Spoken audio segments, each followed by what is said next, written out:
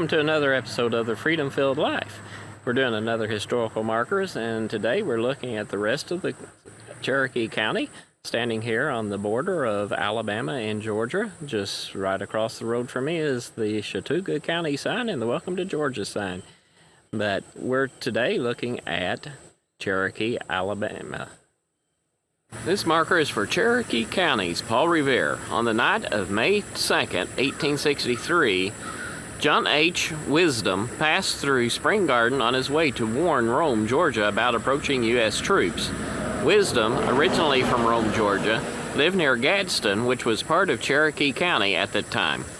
Upon learning that Rome was where Union raiders were heading, he set out from Gadsden around 3:30 p.m. He stopped in Spring Garden long enough to get 2 fresh horses and would arrive in Rome a few minutes before midnight. He arrived in time to warn the town and allow them to set up some defenses that kept the party of 200 U.S. troops that had been sent ahead to occupy the town from entering. Feeling the town was too well defended to risk an assault, the U.S. troops withdrew. Wisdom had traveled approximately 67 miles in 8.5 hours. Carmel Presbyterian Church. In 1835, pioneering families migrated from Morgan County, Georgia to Cherokee County, Alabama, settling in the Ambersonville area, later renamed Spring Garden. These families were members of Carmel Presbyterian Church in Morgan County and brought the charter with them. With no Presbyterian church in the area, they met in the home of Andrew Burns to worship and form another church. On Sunday, June 19, 1836, the Carmel Presbyterian Church was organized with Reverend John G. Likens presiding. George W. King, Archibald O. Stewart, and Andrew Burns were elected and ordained the first ruling elders. Charter members were the families of Amberson, Aiken, Burns, Craig, Davis, King, Powers, Shadden, Stewart, and Swan. The first church building was a log structure located in the cemetery west of the present church. It was one of the earliest churches in the county. 4 different structures were located there before a new building was erected at the present site. The first service was held in January of 1989. And now, this apparently is the Carmel, an independent community church. And here's the building.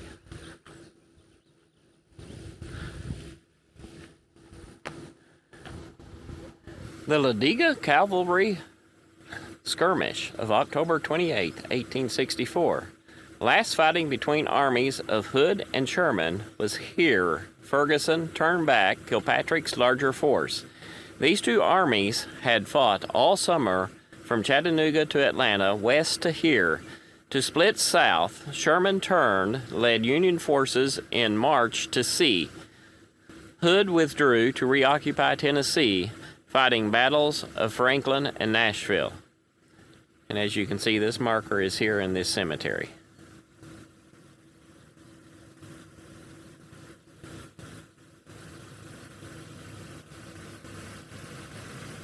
Spring Garden was originally named Ebersonville after one of the early families that settled the community. A post office was established in 1842 as Liberty and changed to Spring Garden in 1844. The Selma, Rome, and Dalton Railroad began rail service through the town in 1870. The line later became part of the Southern Railway and was abandoned in the 1970s. And this one is actually right next door to the post office of Spring Garden, Alabama, 36275. Spring Garden School. During the late 1920s and early 1930s, the Spring Garden School on the hill across the road was a 2-story wooden structure. Grades 1 through 9 were taught in 2 rooms upstairs and 2 downstairs. In 1936, a new brick building was constructed to include grades 1 through 12.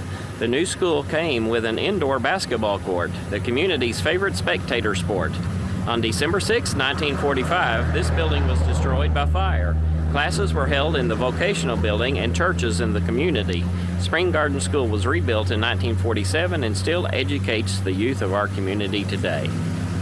And then here is the Spring Garden High School, and I'm sure the grade school is down at the other end. Rock Run Furnace. Put into blast on June 1st, 1874, the furnace would change ownership 2 times prior to being purchased by the Bass Foundry and Machine Company of Fort Wayne, Indiana, in 1880. A rail spur was built from the furnace to the Selma, Rome, and Dalton Railroad at Pleasant Gap. Much of the iron was sent north to be used in the manufacturing of railcar wheels. After almost 54 years of continuous operation, the furnace was blown out on Christmas Eve, 1928. Dismantling began immediately. The commissary and a few employee houses are all that remain today. I have no idea if this is part of it or not, but this is certainly an old building. It's sitting right beside the sign. The site of Bluffton, located 500 yards southeast of this marker, incorporated in 1888, Bluffton was promoted as a future iron center of the South due to large iron ore deposits and 4 furnaces within a 4-mile radius. The town soon boomed due to an influx of capital from northern investors, with its population reaching an estimated 8,000 residents. Bluffton had the first electric lights in the county, a large Victorian hotel, the Signal, over 20 businesses, and plans for a large college, University of the Southland, which never materialized.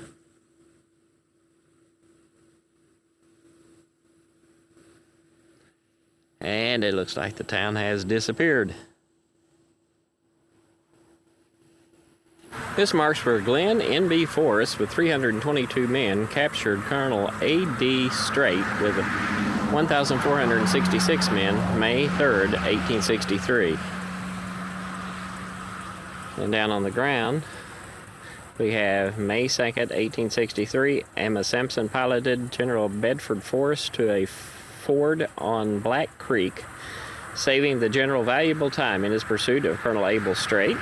And on May 2nd, 1863, John Wisdom rode 67 miles on 5 horses and 1 mule from Gadsden, Alabama, to warn the citizens of Rome, Georgia, of an impending attack by Colonel Abel Streight.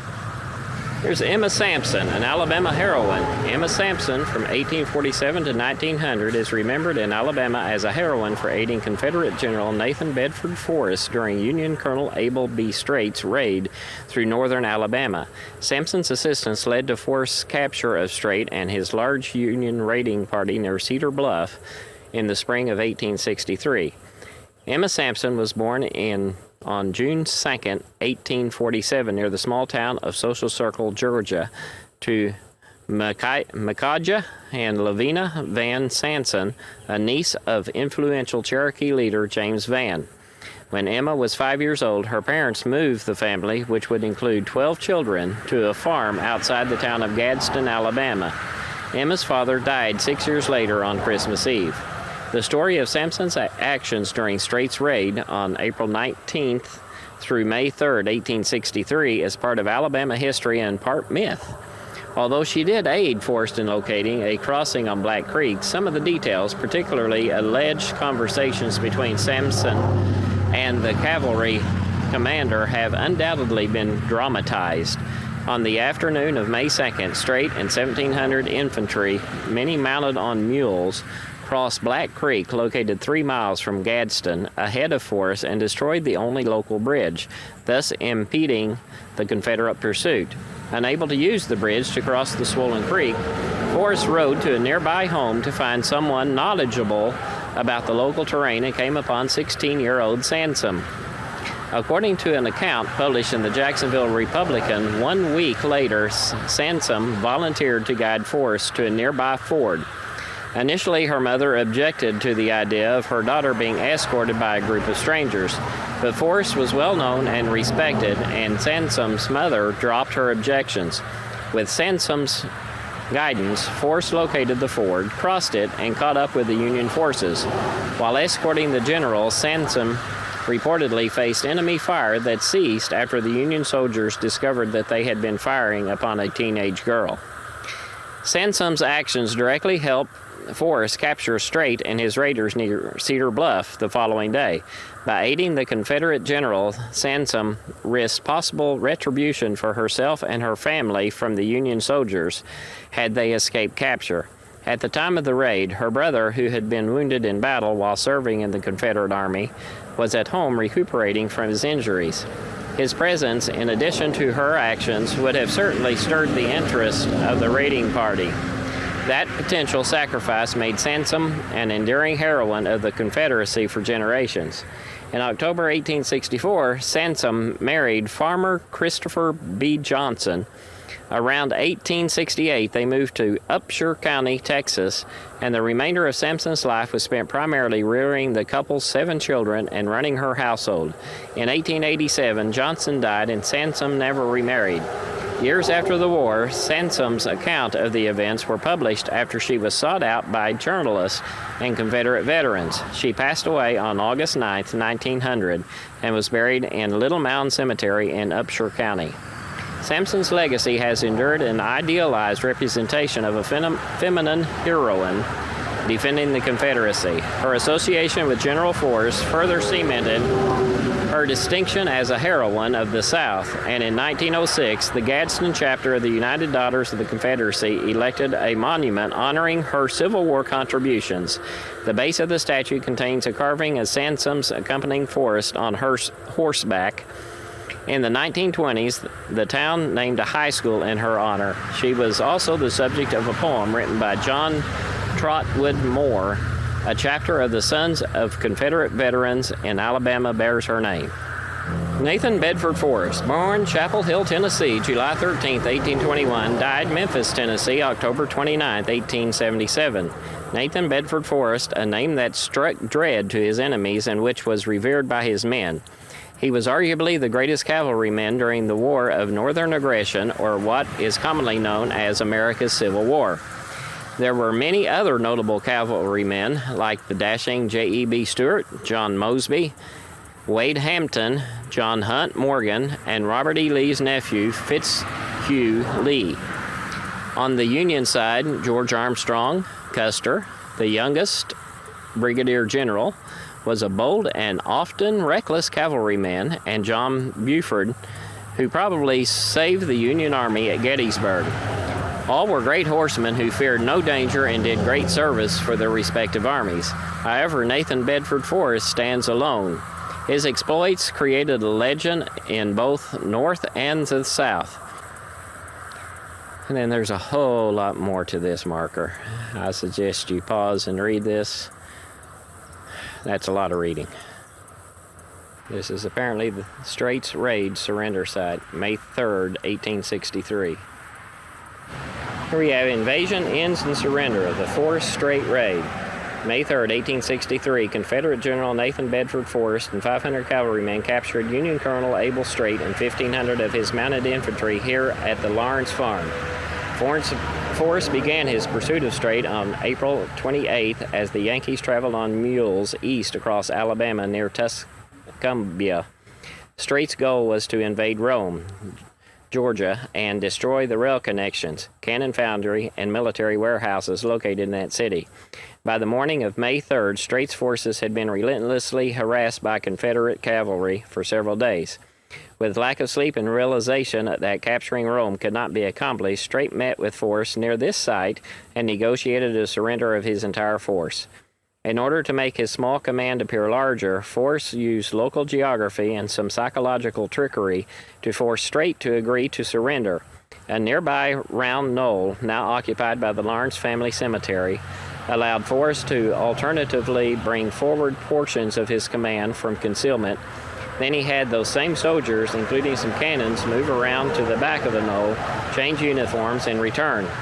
Forrest had also hidden officers yell verbal commands to unseen buglers. Sound their horns, directing non-existent units into line, Forrest later wrote. I seen him all the time he was walking, talking, looking over my shoulder and counting the guns. Presently he said, Name of God, how many guns do you have? In addition, Forrest threatened Streight with annihilation if his force did not surrender. I've got enough men to whip you out of your boots, remarked Forrest. The rouse worked. The Yankees were disarmed and were escorted into Rome as prisoners of war, and Forrest was hailed as a hero by the Roman citizens. Forrest's last words to Streight as he realized he had been duped. Ah, Colonel, all is fair in love and war, you know.